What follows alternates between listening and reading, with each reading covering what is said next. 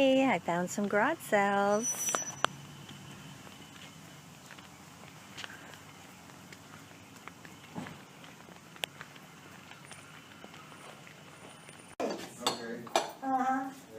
Someone gave it to her. I like mommy. She's hungry. She's on the water. I have a water drink. Why would they give me a hose? Garage sale number 2 with my crew today. Hi, Mom. Hi. I have help. Here we go. Hi. First sale, this is what we got. We got some vintage little dessert bowls.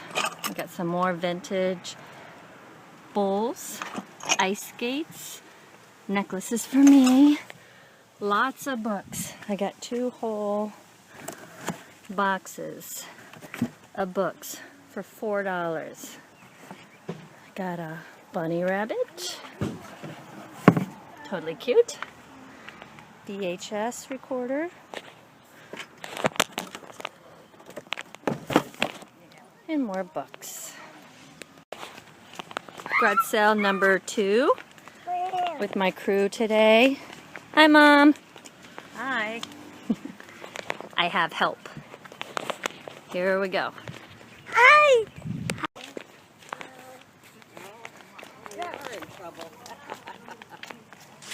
Mommy, I do like that pie. Mom, it's like that pie. No way, Mom, it's pie for sale. Mom, that's it. Mom, look at that. Mommy.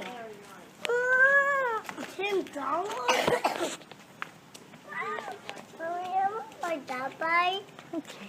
Mom, that pie's for sale. Yeah. $2. Mommy, look at this meal, Mom. Mom, look at this nice meal. Mm-hmm. Can we did it? Mom, I don't like that pie. How many things for little boys? I've got somewhere. I've got some Lego game. I don't think anybody got it. See, Bubble Puff. Okay, so this are our finds. Looks like a vintage pillbox. 50 cents. That's pretty cute for 50 cents. Only thing I ended up with is a compact curler, barcode on the back. Got it for $1. And I looked on FBA and couldn't find it, so I figured, well, I'll be the only one. Maybe I'll sell it for a few. Hey, we're gonna be good, okay? Our next Yeah, victim. we wonder if we can go up there and turn around and park the way they are. That puppy. Good. Mommy, aren't that puppy? Was that our Mom, tell me. Yeah, it was Mom, tell me. looking for Barbara somewhere. Oh, please, Mommy. Did you get some more copies? Okay, so all we really found on that one is a couple of games. I talked them down to $1, but I got some vintage Tinker toys. So that's okay. It's a garage sale. Huge, made out of wood. Okay, here we go. Mom, there's no sausage still. I'm sure they're there somewhere. Oh, yeah, there is.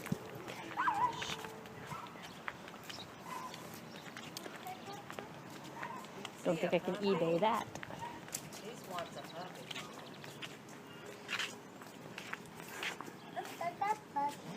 That's a good price for this table. Yeah. Mommy.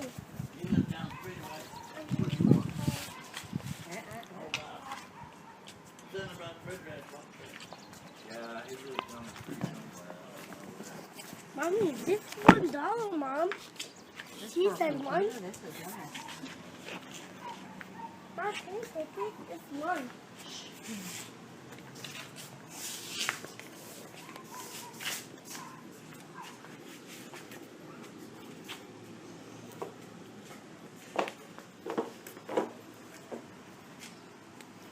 Okay, I ended up with just this book for $1. That's a good Amazon find. And this is a neighborhood sale, so there's sales over here and there. I love neighborhood sales because you just park and walk around and go to like 50 of them. Awesome! A plant, when you look at it, it is. It's a red rainbow. This is a rupture. Let me write it down. Bye-bye. Just come back. Boy, her plants look cool. But I don't have room to plant a whole lot. That's my problem. One time to say without me, I say that you, Mommy. Well, I've got one. I've got one great big plant.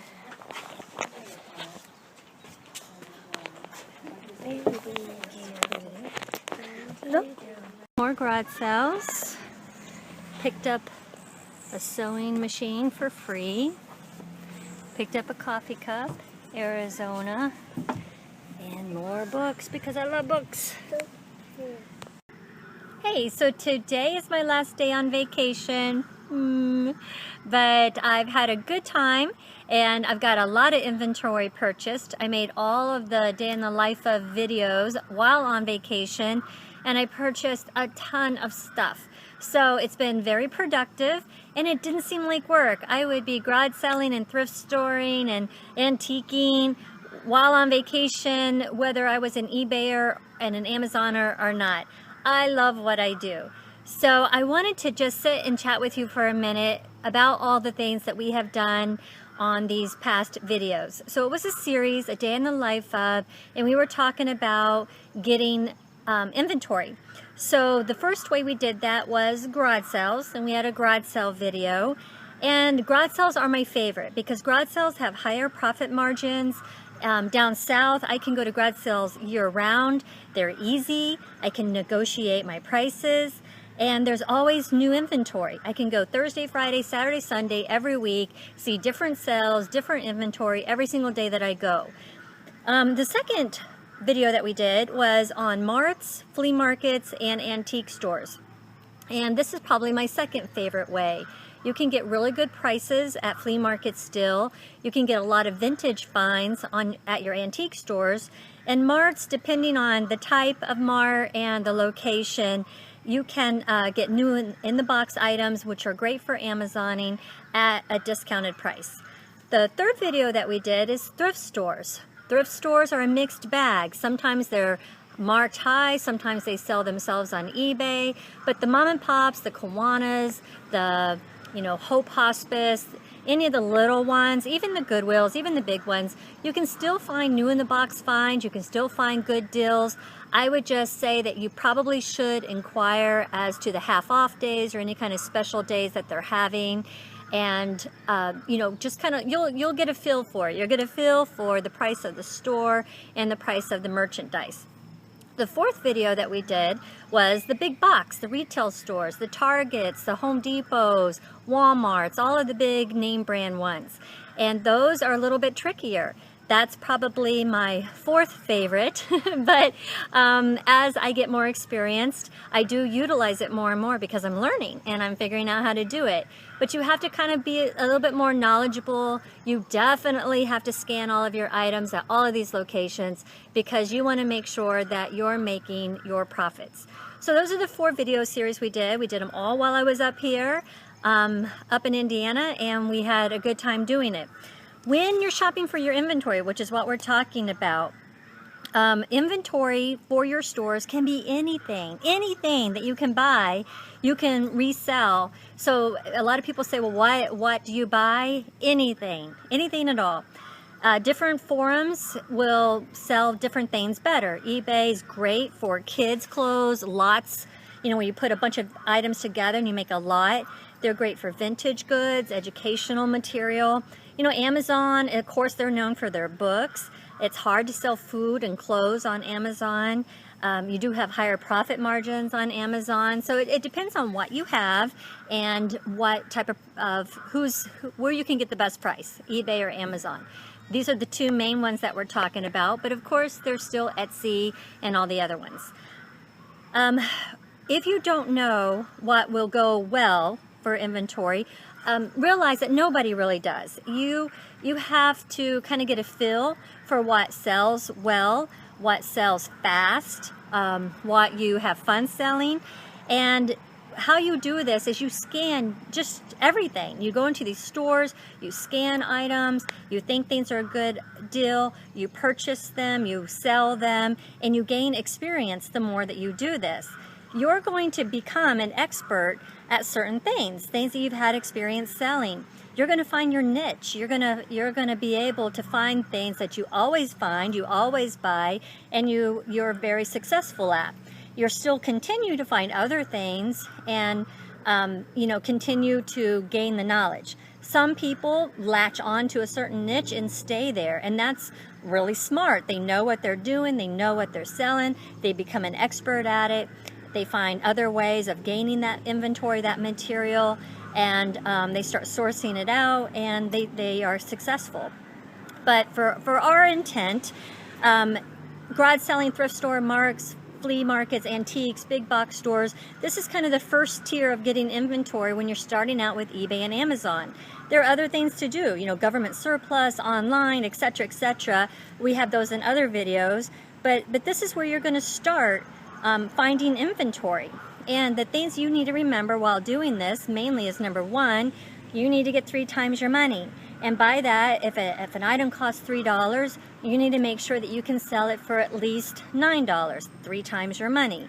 The second thing you need to remember is you don't want to get anything that you won't make at least $10 profit on. It's not worth your time. You have all the same fees on Amazon with a $10 item as with a $100 item, so you don't want to waste your time for anything under $10 profit. The third thing is what I just said. Amazon will charge you, except for one of the numbers, the percentage of the item sold. All the other numbers, all the other fees associated with Amazon and eBay are exactly the same if you're selling a $2 item or a $2,000 item. So it would be smart of you to try to sell a higher profit margin, a higher dollar amount item than having a bunch of little things. So instead of having $50 items, you want to get one $50 item. This will save you time, and this will save you fees, and this will put more money in your pocket. And when you're shopping, you need to scan everything before you buy it, everything. And you can do that with Profit Bandit. You can do that with eBay, Amazon apps. There's lots of apps out there. I use Profit Bandit, but you need something that shows you the breakdown of the fees, because it's not enough sometimes to just make 3 times your money, like we said in point number 1. You really need to know your fees associated with that, because sometimes, even with 3 times amount, you're still only making $1, depending on how the numbers break down. And you want to make more than that. So you need to be using your apps and scanning everything before you buy it. Don't just assume it's a good deal and walk out of the store with it. Second point, the more you list, the more you make. We talk about that over and over again. The more you list, the more you make. If your goal is to make $4,000 a month, you need to be listing $400 of value, $400 of listed value, not net value, but listed value a day, and you will at least make $4,000 a month. But so that's what I wanted to sit and talk to you about. Kind of a recap of the places that we went. You need to get 3 times your money. You don't want to get anything that you won't make $10 profit on.